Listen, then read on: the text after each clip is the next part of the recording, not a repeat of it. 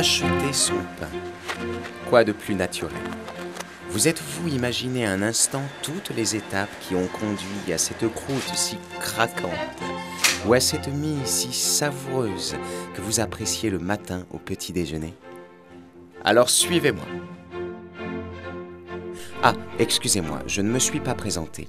Je suis Granny, un grain de blé panifiable qu'ils disent, c'est-à-dire que je suis apte à terminer ma vie en pain. Et je vais vous accompagner dans ce voyage initiatique. Les blés tendres sont issus d'abord d'une recherche du service agronomique où il y a identification des variétés meunières. Elles sont ensuite mises en contrat de production chez nos producteurs où là on effectue un contrat qui reprend les exigences de notre client.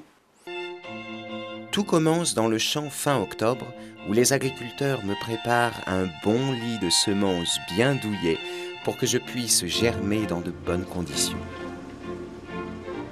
Les tracteurs d'une puissance supérieure à 100 chevaux peuvent tirer 6 ou 7 socs. Le labour reste la technique encore la plus employée pour retourner le sol.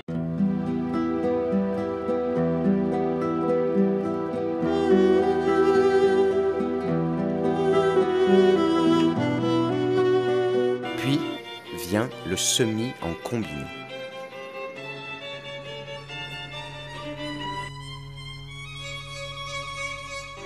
L'électronique et l'informatique ont pris place dans les tracteurs pour assister la conduite. La préparation de sol permet d'obtenir une terre fine, juste comme il faut. C'est bien fini le temps où le paysan en sabot nous jetait à la volée sur des sillons amoureusement préparés par son attelage de bœufs.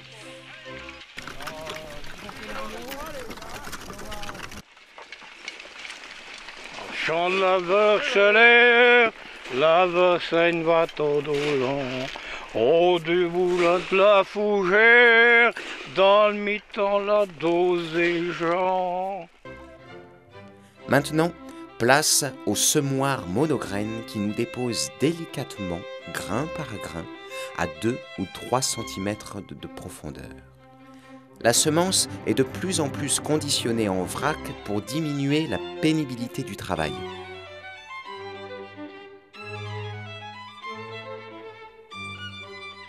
Les journées sont longues. Avec ce type de matériel, un agriculteur peut semer jusqu'à 30 hectares dans la journée. Même que maintenant, pour économiser l'énergie nécessaire à leur tracteur et gagner du temps, les agriculteurs utilisent des techniques simplifiées où il n'y a même plus besoin de labour. On n'arrête pas le progrès.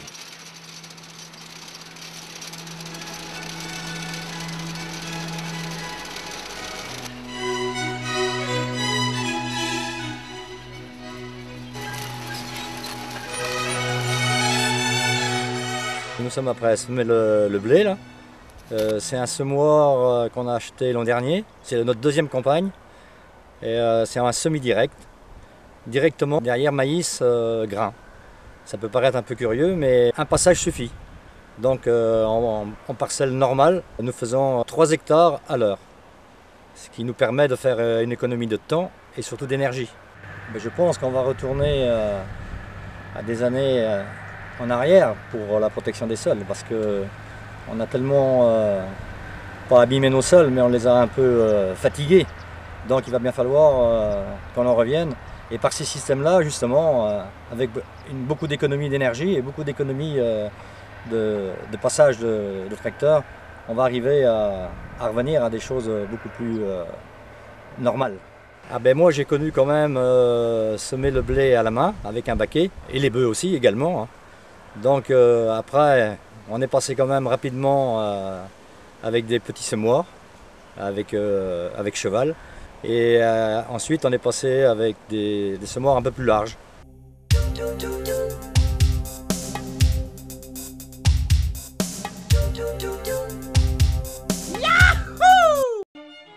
Me revoilà, en novembre, chaleur et humidité. C'est ce qu'il a fallu pour que je germe. Ah, voici Tootsie, le chien de la ferme. Son maître vient souvent me voir à cette période. Les limaces adorent brouter mes feuilles tendres. Regardez-la. c'est moi. J'ai commencé par émettre une radicule, puis des racines qui vont me permettre de puiser l'eau et les substances nutritives, puis une tigelle et des feuilles pour capter les rayons de soleil. C'est la photosynthèse qui va me donner les sucres dont j'ai besoin pour croître. Et voilà, je vais passer tout l'hiver dehors au gré des intempéries, des frimas. Fait pas chaud. L'hiver est souvent dur. Il faut tenir bon jusqu'au printemps.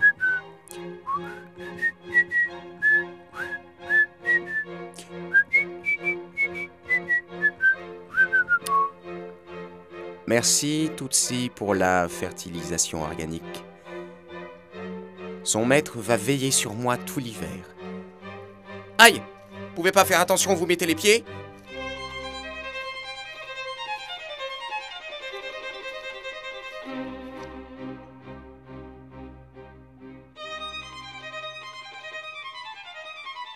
Voilà pourquoi j'ai été semé. Produire un épi. En fait, plusieurs, grâce au phénomène du tallage. Ces épis vont commencer à remonter tranquillement au printemps à l'intérieur des tiges pour apparaître en juin.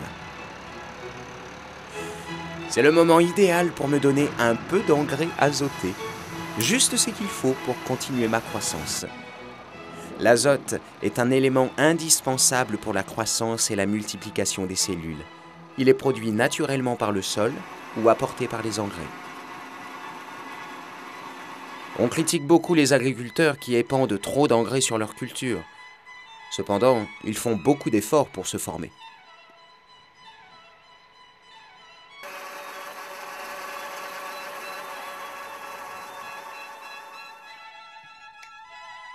Des tests sont pratiqués sur les tiges et feuilles de blé pour ne mettre que les quantités d'engrais nécessaires.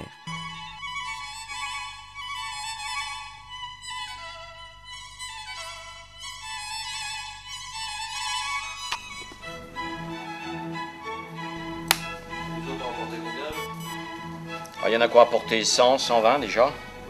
Puis d'autres moins, ça dépend. Hein. Avec les photos de leurs champs faites par satellite, ils peuvent faire varier les réglages de leur épandeur en fonction des zones. J'ai horreur des mauvaises herbes. Elles viennent me voler ma nourriture. Fini le désherbage à la main comme au 19e siècle.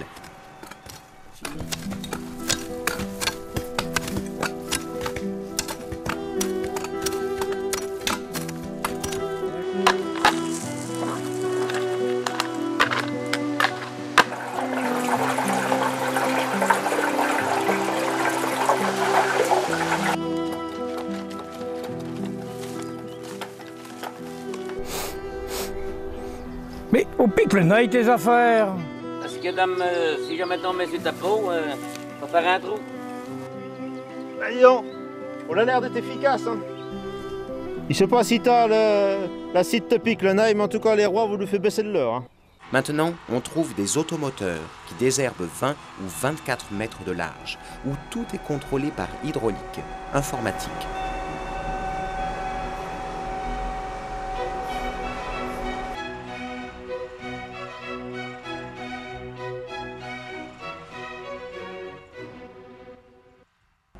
Là, on a fait 2 hectares 60, toi on a mis 200 litres.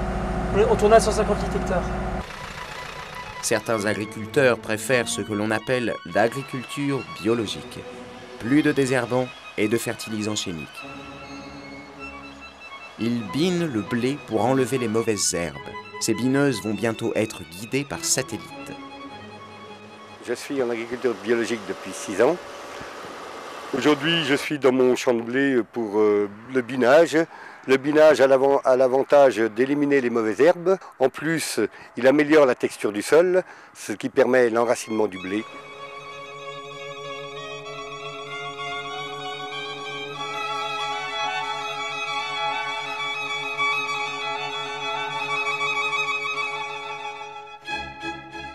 Des nœuds apparaissent sur les tiges pour les consolider.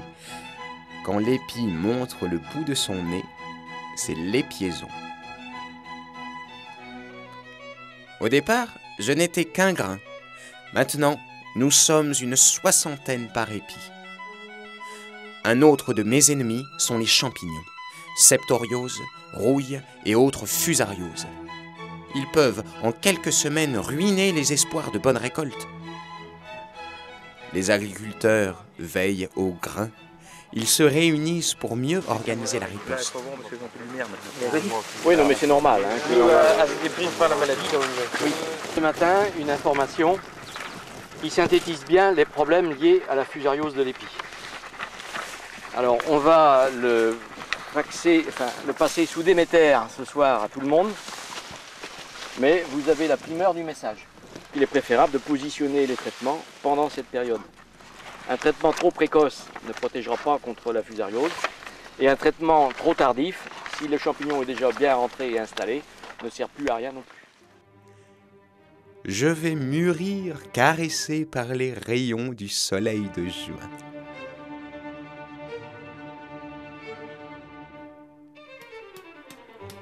Juillet, l'heure de la moisson a sonné.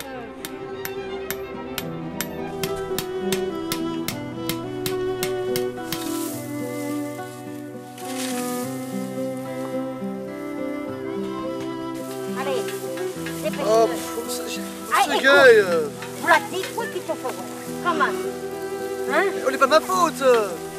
Là, là, et là, mon petit gars. On a la bague qui me pique les mains. Ah, ben écoute, quand on aura fait assez, t'auras de la corne, comme la bonne femme, là. Hein?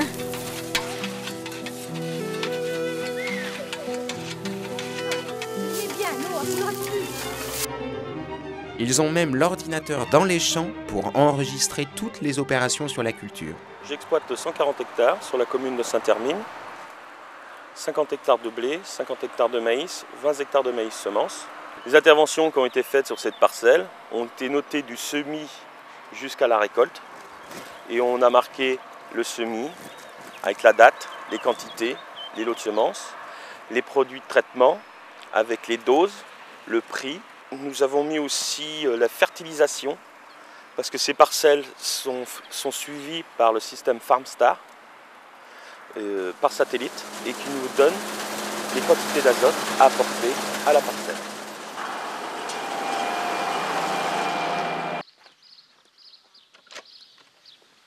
Les données du Pocket sont rentrées sur l'ordinateur.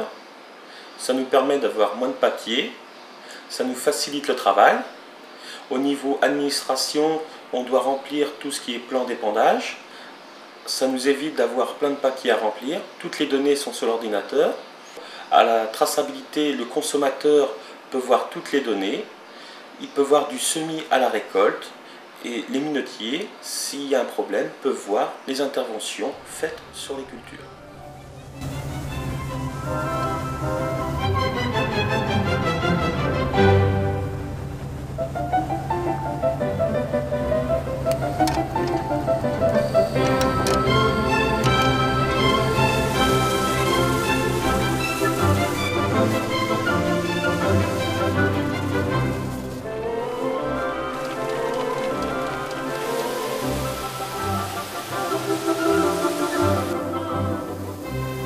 Machine qui nous permet cette récolte a des potentialités assez importantes puisque nous avons une coupe de 9 mètres et actuellement en instantané nous sommes à peu près à 380-390 quintaux heure à une vitesse de 5 km/h.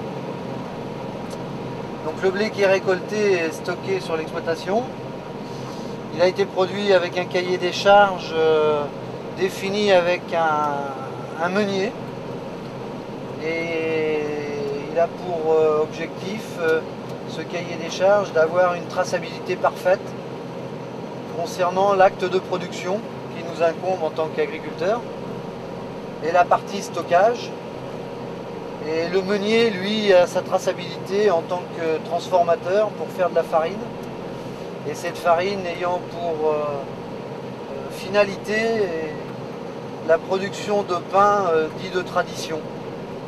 Ce sont des blés de panification supérieure. Et une fois que c'est récolté, c'est acheminé sur nos installations de stockage via nos bennes. Et au niveau du stockage, en fonction des qualités de l'eau, c'est tout séparé dans différentes cellules. Ensuite, on fait des analyses cellule par cellule, variété par variété. Et en fonction des analyses qui sont faites après récolte, pour en août, conjointement avec le meunier, on voit les assemblages qui peuvent être faits. Et au moment du déstockage, nous essayons de faire les mélanges qui conviennent pour une farine d'une qualité X. Oui, alors le métier de céréalier aujourd'hui, c'est vrai qu'il a bien évolué par rapport à ce que ça a pu être, puisqu'il faut répondre à une activité qui doit être durable. Alors durable économiquement, pérennité de l'entreprise, transmission de l'entreprise, et puis durable aussi par rapport à la réponse de l'attente de les réponses des attentes de la société, que sont d'une part la consommation et également la partie environnement.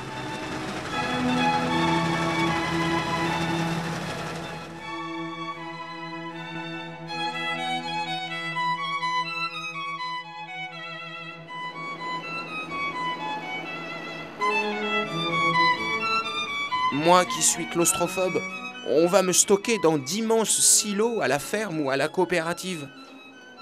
Chaque remorque est pesée, référencée avant d'être vidée.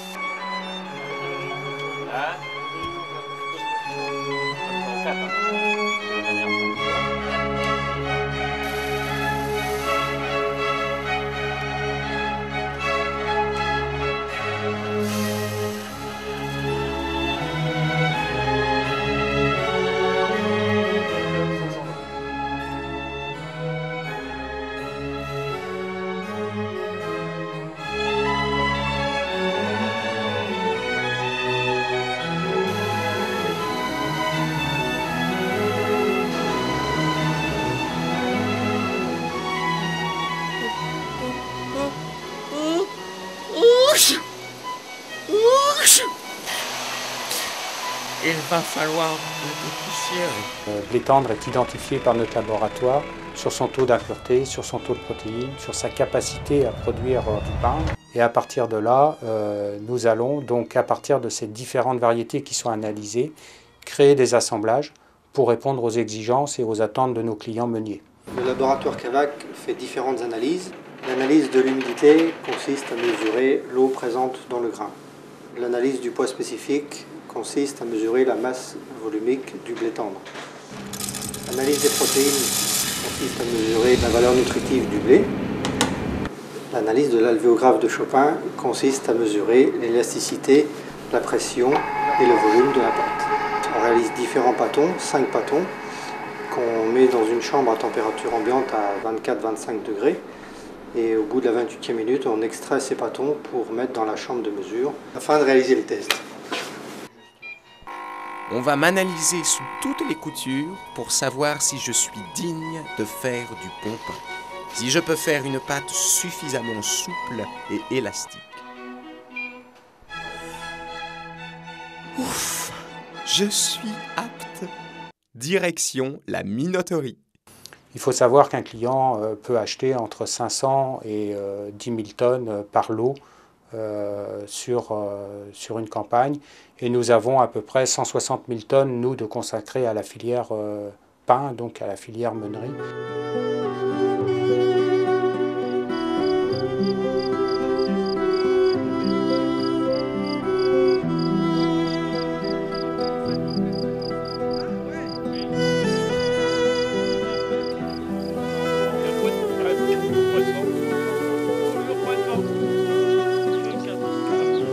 En 1985, on s'est mis en société avec mon frère et mes parents pour développer les deux activités, la meunerie et la boulangerie. Mon frère s'occupait de la boulangerie, moi je me suis occupé de la minoterie. Alors dans le métier de meunier, il y a plusieurs étapes. Et quand le blé il arrive, il y a un contrôle au niveau protéines, au niveau humidité, au niveau pouvoir diastasique des blés. Ensuite, à partir du moment où on accepte le blé, on le mouille une première fois et on le stocke. Ensuite, il y a un premier nettoyage qui se réalise. On enlève la deuxième enveloppe du grain, qu'on appelle la balle. Ensuite, on le remouille une deuxième fois et on le laisse reposer pendant 36 heures environ. Nous passons à l'étape mouture. Mon autre ennemi, C'est le cylindre des minoteries qui me concasse, me broie pour en extraire la farine qui servira à faire le pain. Autrefois, c'éient les meules des moulins à eau et à vent qui faisaient ce travail. Encore que la farine de meule revient à la mode.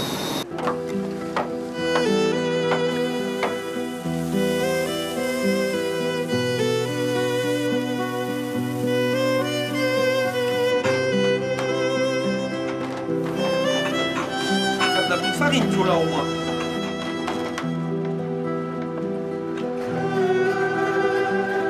Attends, on va défaire un peu, monter le débit. Ça va être tout bien. Il va falloir le changer.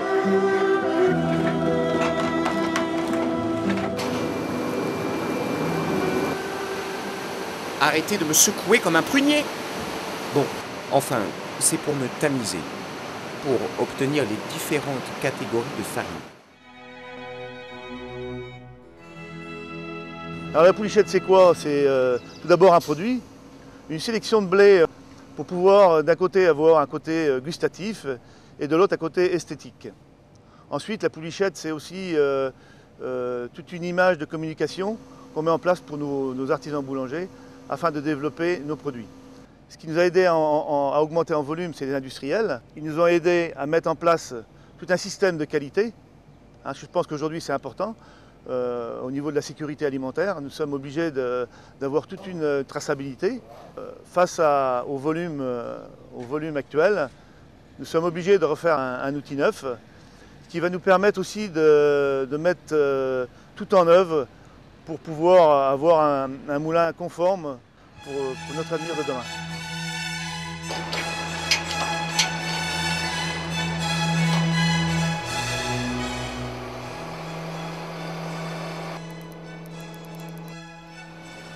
Faire du bon pain, il faut déjà aimer son métier, avoir une bonne maîtrise après niveau qualitatif au niveau de la farine, puis après savoir bien travailler. Voici les différentes opérations pour obtenir du pain. Le mélange de la farine avec de l'eau, l'ajout de la levure, puis du levain. Voici un pétrin blanc.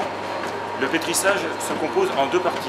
La première partie s'appelle le phrasage en première vitesse. Le phrasage consiste à mélanger l'eau, la farine, le levain et la levure. Ce phrasage dure 5 minutes. On incorpore le sel 5 minutes avant la fin du pétrissage. La division, le façonnage,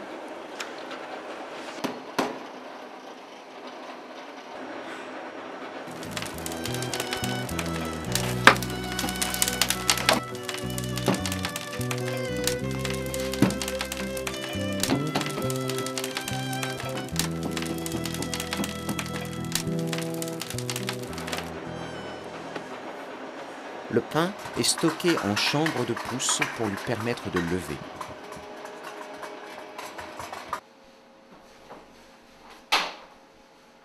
La mise au four, soit en four rotatif,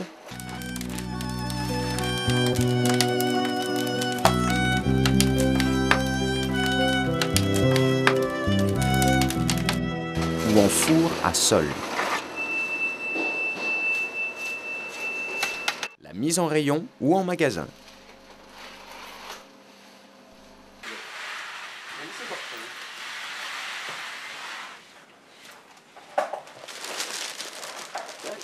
Bonne journée. Bonjour. Bonjour. Qu'est-ce Un pain, s'il vous plaît. Oui. Avec ceci. C'est ça.